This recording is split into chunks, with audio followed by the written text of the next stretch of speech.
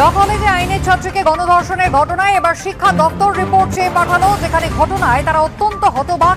তাই আইন কলেজের মধ্যে একজন আইনের ছাত্রীকে যেভাবে গণধর্ষণের ঘটনা ঘটলো, তাতে এখনো পর্যন্ত 3 জনকে গ্রেফতার করা সম্ভব হয়েছে। আসসালামু আলাইকুম ভিউয়ার্স, দেশ ও দেশের বাহির থেকে যারা আমার ভিডিওটি প্লে করেছেন জানাচ্ছি আন্তরিক শুভেচ্ছা ও অভিনন্দন। আশা করি সবাই ভালো আছেন, সুস্থ আছেন, আলহামদুলিল্লাহ। তো ভিউয়ার্স, ভারতের কলকাতা শহরের কলেজ ক্যাম্পাসে মুসলিম নারীকে গণধর্ষণ করা হয়, সেটা নিয়ে ব্যাপকভাবে তোলপাড় শুরু হয়েছে ভারতবর্ষে। অটোমেটিক্যালি এখন পর্যন্ত ভুক্তভোগী 3 ধর্ষককে আটক করেছে ভারতের পুলিশ। আসুন সর্বশেষ জানবো যে কী কারণে এমন ঘটনাটি ঘটলো এবং এটা কি কোনো পরিকল্পিতভাবে মুসলিমদের উপরে হামলা কিনা। বিস্তারিত আপডেট থাকছে রিপোর্টে। সো ভিডিওতে যাওয়ার আগে ছোট রিকোয়েস্ট থাকবে, যারা চ্যানেলটি সাবস্ক্রাইব করেননি সকল আপডেট সবার আগে জানতে অবশ্যই চ্যানেলটি সাবস্ক্রাইব করে পাশে রাখবেন। দর্শক আসুন স্ক্রিনে কলেজের ছবিটা দেখাচ্ছিলাম, কেননা সেখানে যেভাবে নির্যাতনের ঘটনা ঘটেছে, সেখানে যেভাবে তরুণীকে গণধর্ষণের শিকার হতে হয়েছে, তাহলে বাকি জেলা জুড়ে ল কলেজের পরিস্থিতি কেমন? সেখানকার নিরাপত্তা কি আদৌ রয়েছে? সেখানকার পড়ুয়ারা কি আদৌ সুরক্ষিত? সেখানকার অভিভাবকরা আদৌ কি নিশ্চিন্ত হতে পারবে তাদের সন্তানদেরকে কলেজে পড়তে পাঠিয়ে? আমরা বিভিন্ন জেলার ছবিগুলো দেখাবো, একদিকে দুর্গাপুরের ছবি দেখাবো, অন্যদিকে পূর্ব বর্ধমানের ছবিও দেখাবো। আমাদের সঙ্গে সরাসরি রয়েছে 2 প্রতিনিধি, রয়েছে দুর্গাপুর থেকে রমেন এবং বর্ধমান থেকে রয়েছে সন্তোষ। প্রথমেই যাব পূর্ব বর্ধমানে আমাদের প্রতিনিধি সন্তোষের কাছে। সন্তোষ, শহর কলকাতায়, খাস কলকাতার বুকে ল কলেজে কি ঘটনা ঘটলো তা তো গোটা বাংলাই দেখছে।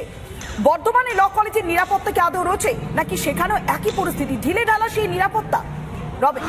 যে আরজিকর হাসপাতালের যে নিরাপত্তার দায়িত্ব, সেই দায়িত্ব কিন্তু চলে গেছিল সেন্ট্রাল ইন্ডাস্ট্রিয়াল সিকিউরিটি ফোর্স অর্থাৎ সিআইএসএফ এর হাতে। কিন্তু রাজ্যের হাসপাতাল, যেটা রাজ্যের একটা বলা যেতে পারে যে পরিচালনায় চলে, সেই হাসপাতালের যে নিরাপত্তা, সেই নিরাপত্তা কেন কেন্দ্রীয় এজেন্সির হাতে যাবে?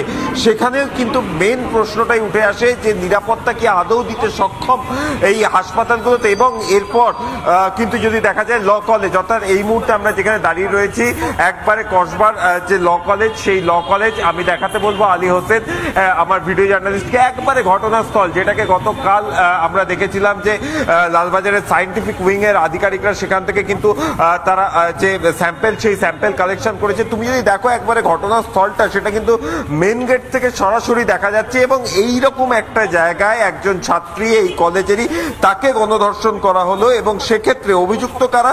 এই কলেজেরই ছাত্র এবং এই কলেজেরই একজন বলা যেতে পারে যে স্টাফ, যে আগে প্রাক্তন ছাত্র ছিল। এবং সে এতটাই প্রভাবশালী যে সোজা যে দেওয়ালটা দেখছো, সেখানেও কিন্তু তার নামে যে দেওয়াল লিখন, সেই দেওয়াল লিখন রয়েছে। এবং তার যদি সোশ্যাল মিডিয়া প্ল্যাটফর্ম দেখা যায়, সেখানেও একাধিক তৃণমূলের নেতা, মন্ত্রী, কাউন্সিলর এবং যারা সর্বভারতীয় পর্যায়ের যারা নেতা নেতৃত্বরা রয়েছেন, তাদের সাথে তার ছবি রয়েছে।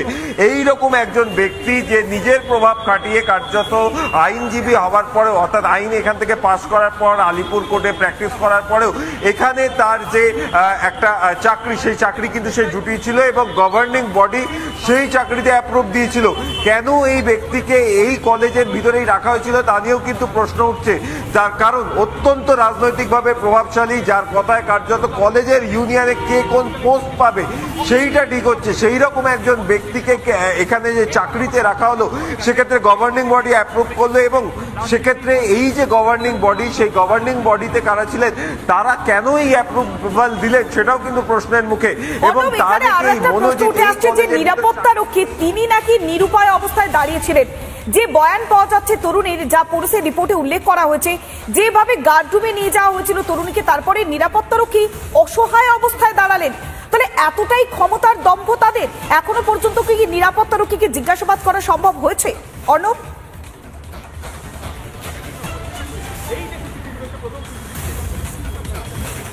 দেখো এখনো পর্যন্ত কিন্তু যেটা জানা যাচ্ছে যে পুলিশ যে পারিপার্শ্বিক তথ্য প্রমাণ, সেই তথ্য প্রমাণ তারা সংগ্রহ করছে। সেই নিরাপত্তারক্ষীকে জিজ্ঞাসাবাদ করা হবে বা তাকে হয়তো দফায় দফায় জেরা করা হবে। সংসদের নির্বাচনের সঙ্গে কোনো সম্পর্ক নেই।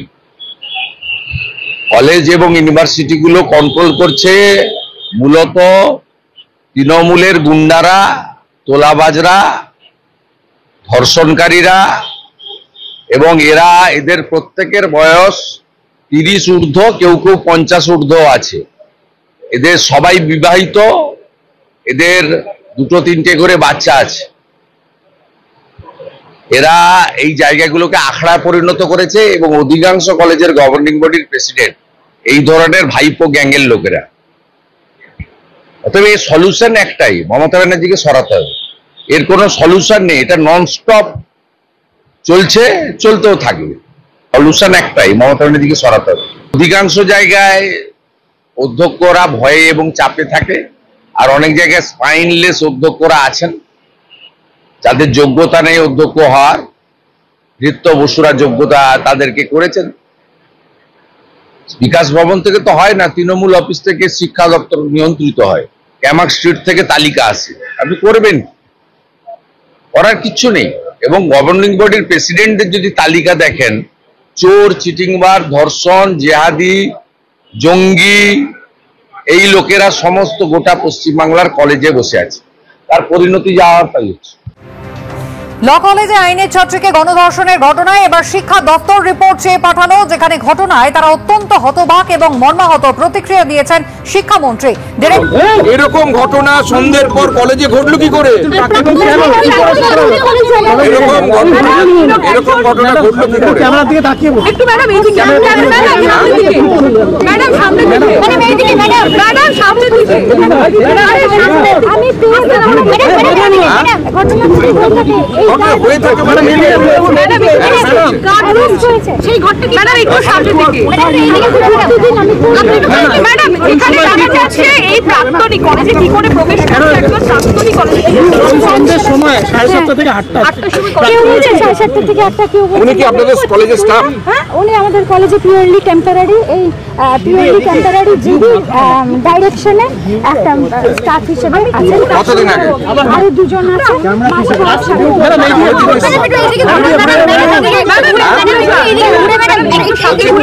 আরে একটা কথা বলছে তো, এটা শুনুন, মনোজিৎ মিশ্র কি আপনার কলেজের স্টাফ?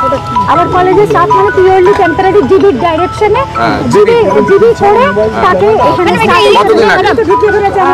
45 দিন করে করে তাকে রাখা হয়। এবং কতদিন আগে অ্যাপয়েন্টমেন্ট পেয়েছেন তিনি? আমাদের একটু পেপারটা দেখতে দিন। তাও কতদিন হতে পারে? 1 মাস, 2 মাস, 4 মাস? তারও বেশি। ম্যাডাম এই 45 দিন হবে। আর উনি কি তৃণমূল ছাত্র পরিষদের? আমি দেখুন এইসব স্ক্রিনে আমরা সে সম্পর্কে বিস্তারিত জানলাম। এই বিষয়ে আপনাদের মতামত কমেন্টে জানান, কেউ ভিডিওটি স্কিপ করবে না। এখন আমরা জানবো যে মূলত এই মুসলিম নারীর উপরে প্রেমের ফাঁদে ফেলে হিন্দু ছেলেপেলেগুলো আজ কলেজ ক্যাম্পাসে এমন নেক্কারজনক ঘটনাটি ঘটিয়েছে। তবে এখন পর্যন্ত এটা নিয়ে পারিবারিকভাবে ও রাষ্ট্রীয়ভাবে ভারত সরকার কি ধরনের পদক্ষেপ গ্রহণ করবে, সরাসরি বিস্তারিত আপডেট জানবো সেখান থেকে। ল কলেজ, সাউথ ক্যালকাটা ল কলেজে একজন ফার্স্ট ইয়ারের পড়ুয়া, তাকে গণধর্ষণ করা হয়েছে। তাকে গণধর্ষণ করেছে তৃণমূল ছাত্র পরিষদের নেতা মনোজিৎ মিশ্র, জয়েব আহমেদ এবং প্রমিত মুখোপাধ্যায়। আমরা অবাক হলাম যে 25 তারিখে ঘটনা ঘটেছে সন্ধ্যে 7:30 থেকে 11:10 মধ্যে। এই মেয়েটি কলেজের তৃণমূল ছাত্র পরিষদের সম্পাদিকা এবং তাকে মনোজিৎ মিশ্র, জয়েব আহমেদ এবং প্রমিত মুখোপাধ্যায় তাকে ডেকে পাঠানো হয়। ইউনিয়ন রুমের সামনে তাকে বসিয়ে রাখা হয়। তারপরে তার উপর জবরদস্তি হয়। মনোজিৎ মিশ্র তাকে বলেন, সেই মেয়েটিকে, যে আমাকে বিয়ে করতে হবে। এবং সেই মেয়েটি যখন বলে যে তার বন্ধু অলরেডি আছে, বয়ফ্রেন্ড, তাকে বাথরুমে নিয়ে যাওয়া হয় এবং মেয়েটির চিৎকার চেঁচামেচি করার পরেও কেউ আসে না। তার প্যানিক অ্যাটাক হয়। সম্ভবত তিনি একটি ইনহেলার চেয়েছিলেন, অ্যাজমা পেশেন্টদের যে ইনহেলার লাগে। তিনি হাসপাতালে যেতে চান, কিন্তু তাকে হাসপাতালে বারবার বলা সত্ত্বেও এই 3টি ছেলে তাকে নিয়ে যায় না। পরে তাকে ইনহেলার আনিয়ে দেওয়া হয় এবং যখন সে বলে যে তার বয়ফ্রেন্ড আছে, সে বিয়ে করতে পারবে না, তখন তাকে জবরদস্তি তাকে ধর্ষণ করা হয়, গণধর্ষণ করা হয়। এবং সেখানেই শেষ নয়, তাকে ধর্ষণ করতে করতে তার ভিডিও নেওয়া হয়। কে কখন ধর্ষণ করেছে এবং কে ভিডিও নিয়েছে সেটা ইনভেস্টিগেশনে উঠে আসবে, আমি সেই নিয়ে বলতে চাই না। এবং সেই ভিডিও নিয়ে তাকে ভয় দেখানো হয়, থ্রেট কালচার, যেটা মমতা ব্যানার্জি আমাদের পশ্চিমবঙ্গের মানুষকে দিয়েছেন। বোমের কারখানা, মদের কারখানা আর ডিয়ার লটারির ব্যবসার পরে, ইন্ডাস্ট্রির পরে থ্রেট কালচার যেটা এই সরকার থেকে, এই টিএমসি দল থেকে আমরা পেয়েছি, সেটা সেই থ্রেট কালচার, সেই থ্রেট দিয়ে তাকে বলা হয় যে যদি বাইরে কাউকে কমপ্লেন করা হয়, এটা কিন্তু এই ভিডিও কিন্তু তারা এক্সপোজ করে দেবে।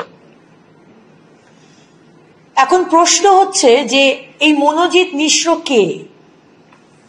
মনোজিৎ মিশ্র তৃণমূল ছাত্র পরিষদের সেখানে এক বড় নেতা, বলতে পারেন he is the final decision maker.